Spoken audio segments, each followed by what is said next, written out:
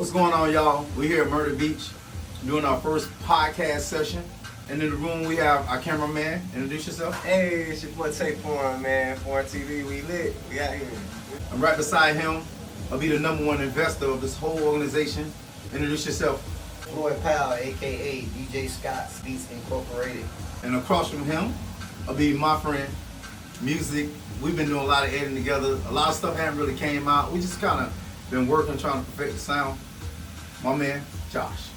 Introduce yourself. Name Josh, aka Jizzy Flamez. And I am Flamez Prime. We finna shut it down in this motherfucker. I know it's a lot of podcasts out there, #1s, #2s, and 3s. We ain't even trying to rank it high. All we're trying to do is get something popping, showing where black men can actually get together and get this shit jumping. Today's topic, we're gonna start off talking about just basic things of like the company name that we haven't came up with, so we can't really brand anything. So this podcast is for free. What y'all think? I don't know. I was kind of looking at like naming like the foundation something similar to investor / the actual star, and then you have like guests that come on. So I don't really know how to sum that up, but I will kind of brainstorm all that. And I hope these guys are here to help me because I be lost sometimes because I do a lot of writing. I talk a lot. That's why we're doing this podcast. You like the cheese? I like the cheese. That pepper jack? Yeah. Shouts out to Pepper Jack Cheese. Whatever company made that, I don't care what the name is. I'm pretty sure one company. But that pepper jack, yeah. I wouldn't recommend eating a lot of it though. Man, don't eat too much cheese. We all know what happens. Pretty good. You eat too much cheese. Sponsored by beverages, but we're not gonna say what they are. Right? Yeah. Hey, matter of fact, speaking of Pepper Jack Cheese, I had my wife had a friend come on and stay with us one time, right?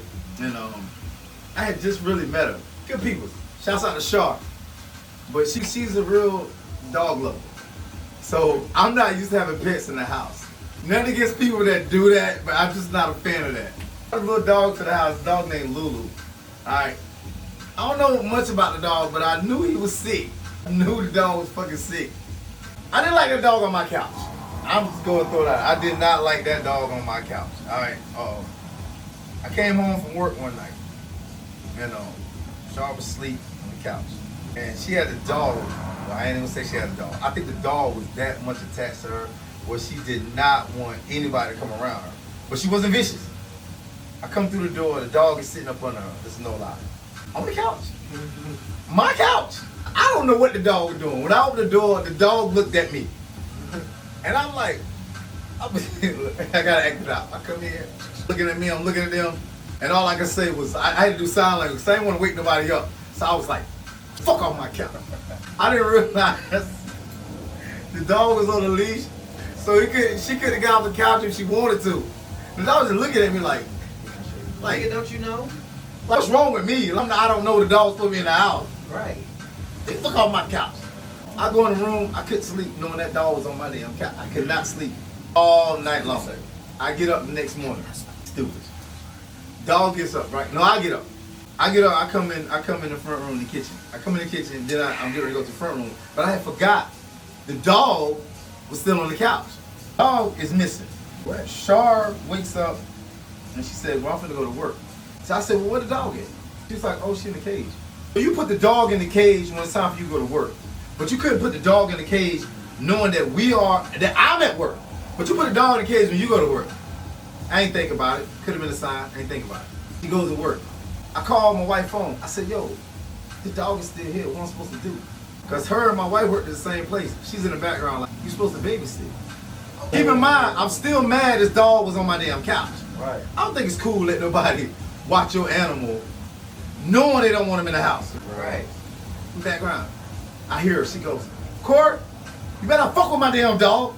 And I was like, what make you think I'm gonna do something to your dog? She goes, I heard you last night tell me to get off your couch, but I thought she was asleep. I was like, Damn it. I'm not gonna bother the dog. Oh man.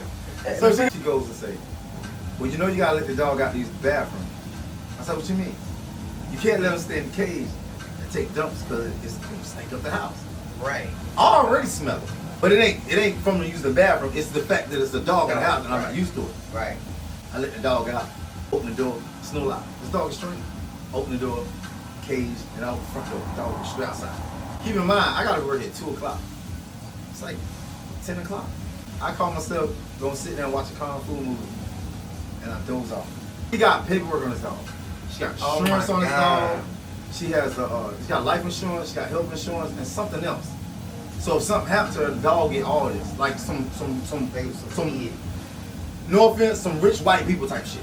She can claim the dog. That's her damn dog. That's her child. Right. But see, I'm not looking at it like that. Right. Excuse me, sorry for asking about. But I'm not looking at it like that. I'm thinking it's a damn dog. I wake up, I start getting dressed for work. I got like a 20-minute ride. You know, give myself 10 minutes. I'm always late. Sorry. Black thing. Driving. No, I ain't driving yet. I ain't started driving yet. I go to the car, start the car to start driving. And then it dawned on me, why is this damn dog cage is in my house? Oh, the fucking dog! I ran to the door. I'm looking in the house. The dog ain't in the house because when I came home from work, I couldn't find the dog once I woke up. So I'm thinking the dog is in somewhere in the house hiding like it normally do. Right. Well, or what it did that night. Yeah. Dog, nope, didn't respond and come out. Didn't bark, nothing. I said, Lulu! It was like a movie. I'm out the door. I said, Lulu! Lulu was running along the woods, on the edge of the woods, just sniffing. Head went up, and she just ran to me. I said, get in the house! She went straight to the cage. So, I didn't respect the fact that the dog was trained, because I'm not used to a dog being in my damn house. Dog comes in the house, goes straight in the cage. I lock the cage, I leave. 4 months, 5 months, 6 months went by. I never told her what happened. A year went by. I finally said, hey, I almost lost the dog. So my wife goes, what? Boy, do you know she got insurance on that dog? Like she couldn't take you to court? I was like, what you mean? I didn't know what that shit mean. Like, to have a dog and know, I didn't know anything about that shit. I didn't know you could do that. Bruh. I didn't know that. Money I paid. Yeah. I didn't know that. Like, you file them on taxes type shit. Like They do. Because if your kid act up and I pop your kid, of course, y'all get in some deep shit. Yeah. Okay. But if I fuck up that dog, I'm going to jail. That's like the police dog. Right. Well, no. Because the police dog, that will send you to favor. That's assaulting an officer now. I mean, think about it. You handcuffed. You on some Michael Vick type stuff. And they're like, you know what I'm saying? You can't say you freeze them handcuffed. What the fuck? I ain't moving. And the dog bite you in the ass. You know what I'm saying? You go kick that. Get your goddamn dog. That's a charge. That's a charge. That's a charge. You can't kick the dog. But I'm in handcuffs. I don't give a damn. You on fed time. That's assaulting an officer. If not fed time, you will get a felony for that. For a long time, I thought the law was really jacked up. I really thought like, oh man, it was against us 100%, like black folk, right? Yeah. But then I come to realize that if you know your rights, you'll understand how the law works, especially if some shit you doing, people be doing this shit. At least know the consequence of this shit. Bro, you know you can get out of that shit. But you gotta know your rights. Like you said, if you don't know the law and then you don't know your rights to go along with it, you're asking for trouble. A motherfucker Save yourself up for nothing. You can arrest you and not read your rights, and you can get off in court. Yes. Oh yeah, my dad did that. It's crazy. They're making fun of things we don't know, and making money off this shit. But you don't catch it until your mind like start developing to a certain level. Like, okay, I'm mature now. I see what you're saying. It's like old school rap music. You gotta look back at the old movies and be like, oh, that's Oh. yeah. I had no idea. But now think about how many prisoners that's in prison That don't know their doing a rights. whole lot of time for absolutely nothing. Shit. What about the ones that they locked up just because they needed somebody? Oh well, yeah, that was what happens when the new prison's being built. True. Yeah. Because a lot of people don't know that prison isn't a government facility. No. There's actual people that work like us. Right. Those people that they invested in the prison. Yeah. Once Like you're in prison, you give me 5 million, you give me 5 million, 5 million, 5 million, and we go together and we own that prison. Now we'll get our funding from the government. Yeah. But the prison itself is a private entity. That's crazy, bro. It's like an incorporation. That's crazy, bro. Or if you got enough money, it'll be a LLC or sole proprietorship. Shouts out to whoever put us on to the LLCs because we were lost for a long time. There's a lot of content that went out there that we didn't get paid for. Right. Inventions, ideas, movement, you name it. Right. It's a lot of shit we didn't get paid for. Right. I would hate to say the past is the past, but it hurts. Yes, it did. Because that was some of our best stuff. Because now we know we're incorporated, we're LLC down, we're legal Bruh. now. We are God's people. Right. Look at all the hits we done took. Oh man, what? And we still pushing. I've heard about more millionaires in 2023 than I've heard in my life. Right. Black folk. Right. Doing the same shit that their parents or their ancestors or their forefathers was doing to get us to this point. Yeah. Got no recognition, no funding, no credit. Right. It's still biased on the credit. Yeah. Still biased on the credit. Yeah. You gotta have a name like McCutcheon or Powell to weave in and out of the I don't know. system. Hey, Powell. put it up. It is kind of a little idea of how like we should name this shit, but I'm not Right. sure. Okay. But I was told when I was younger, man, even when I was, like, I wouldn't say I was in the street. I was just getting in trouble real early. But my trouble was because I wanted things. You know what I mean? Mm-hmm. So you can have a person that's a thief, and this is what they do. I took things because I couldn't afford it. Right. Once I got old enough to work and get my own money, understand how money works, all that stealing shit stopped. Right. Take for what? Right. Because see at that point. You too? Boy, listen.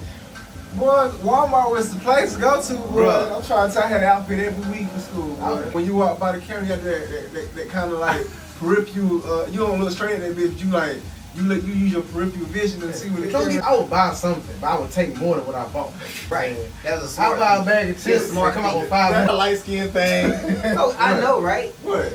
Cause all my look, I was on probation at 12 years old for breaking and entering. Dude. You see how the dark skin works? Yeah. Sorry. No. You got to tell this story. When you was about to get on punishment. Oh shit. Please tell that story. This is hilarious. We gotta tell this story. I want you to tell. You gotta tell the story, man. 18 years old, senior high school. Go, man. Please tell the story. This dude had me almost cough up a lung telling me the story, man. All right, fucking up at school. Oh, my mama, she comes in the room. She got the belt in her hand, right? And I'm sitting on we got like a bunk bed. My mama had like, I don't know where they got this from, but it was the prison bunk bed. It was the metal, steel, yeah, like it was the prison bunk. I don't know where they got this from. You're not gonna tear this up, all right? I'm sitting on the bunk bed, bottom bunk. Mom come in the room with the belt. I told you about messed up the school we got, right? So she goes and be like, take your clothes off. And I was like, get my clothes off. What you talking about? I'm 10 years old. Take your clothes off. So I go, man, you crazy. She goes to swing the belt. When the hand go up, I snatch the belt out of her hand. I snatched the belt out of her hand. And she looked at me and kind of buzzed back like what the hell? And I was like, Mom, what you doing? It was like, That shit was like, you know how those scenes be like, whoosh. I snatched the belt out of her hand. I said, what you doing? She's getting ready to beat him. Yo, She's ready to give him a she whooping. leaned at back. 18. She was like, take your clothes off. I was like, no. What are you, crazy? I'm too big. I'm too big. I'm too big, bro. I'm too big. We the same height, Mark. Shit ain't gonna go the way you think it's gonna go. I'm trying to compromise with her like, Mark, chill out, easy. Listen. This is mom now. We can talk about this. You negotiating? He negotiated his punishment. Look, man, you can put me on punishment. Oh my God. He said, take the phone. No, he's not gonna hit me. It's another way we can do this. Look, how about this? You take the PlayStation or something like that. Or put me on punishment. You ain't doing this. We're not doing this. We're not moving forward with no ass whoop. I'm sorry. I'm just sorry. And I won't be disrespectful. I want that. It's just the fact that listen. I was on probation when I was 12 years old. All right. Yeah. So just imagine by the time I'm 18, the mentality is different. I got to a point where I wasn't even going outside no more. My mom used to come in the room. Boom. What's the door? What's wrong with you? And I'm like, why you locked up in the room like this? So I showed her some stuff I was reading. Why you reading that mess? I was like, I don't know. Yeah, it just seemed interesting. It was talking about black power. Not that.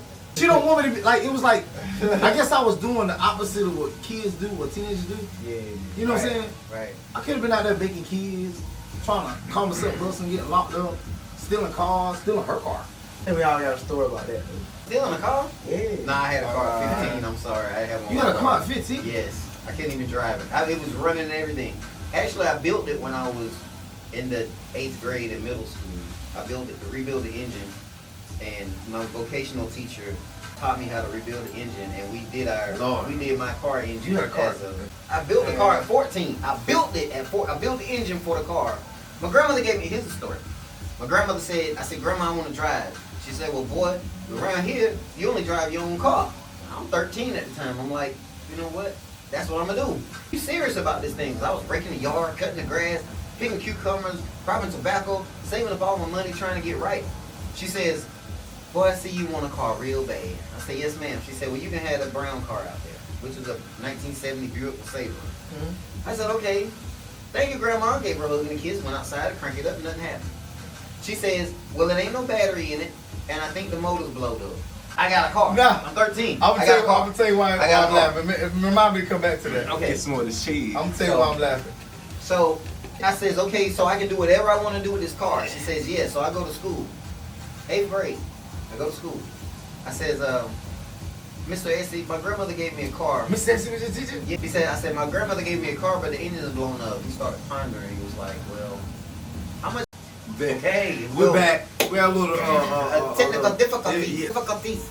All right. I don't think black folk made that up. That word, Nah, that shit is crazy. That's just crazy. Yeah, we just keep it simple.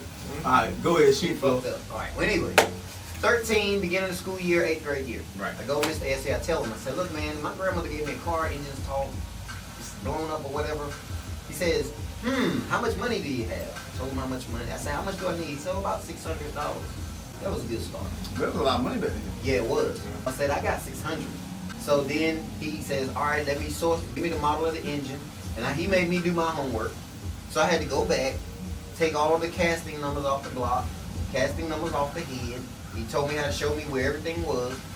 And I did it, wrote it down on a piece of paper, took it back to him. He said, all right, give me a week. I'll come back and tell you exactly how much it's gonna cost. He got the whole engine rebuild kit for $500, $550. All right, under budget. All right, cool. I give him the $550. He goes to Napa in Laurinburg, buys the whole engine rebuild kit, and he comes back. He said, Floyd, I got this, but it's gonna take us a whole year to build it. A whole year? He said, well, we have to go get the engine out of the car. We have to pressure wash it. We have to disassemble it, find out what happened, and go from there. Bro, hold on, come right here. R.I.P. to my father-in-law, Jimmy Harrison. He died about 2 weeks. He actually died on the 10th of this month, May, right? Yep.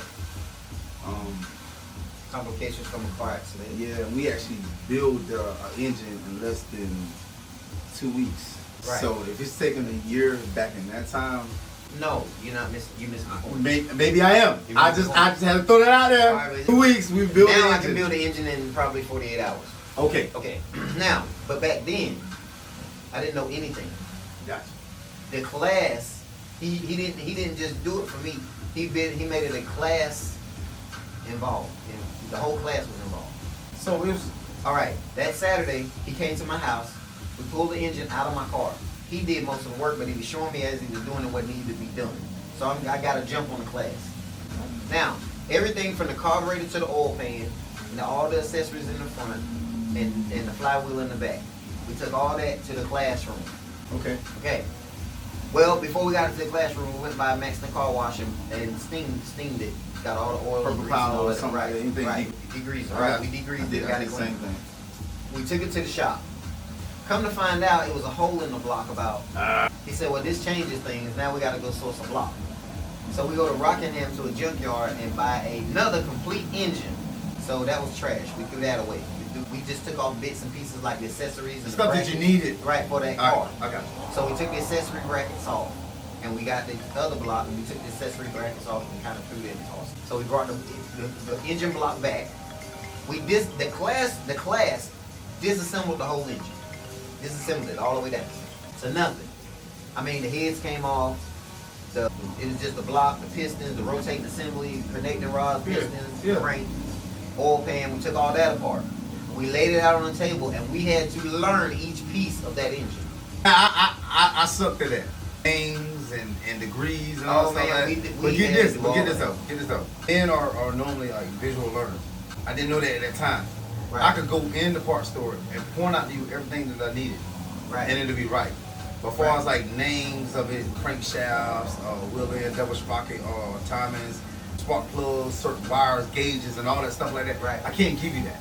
I know all of that. But I can walk in there and tell you, you need this, you need that, you need this, you need that. For real. Right. That's what school was for. Right. We learned this stuff. What? So am I nigga rigging? Is that what you trying to tell me? So I'm a nigga rigger, and that's what you tell me? No, you just a shade tree.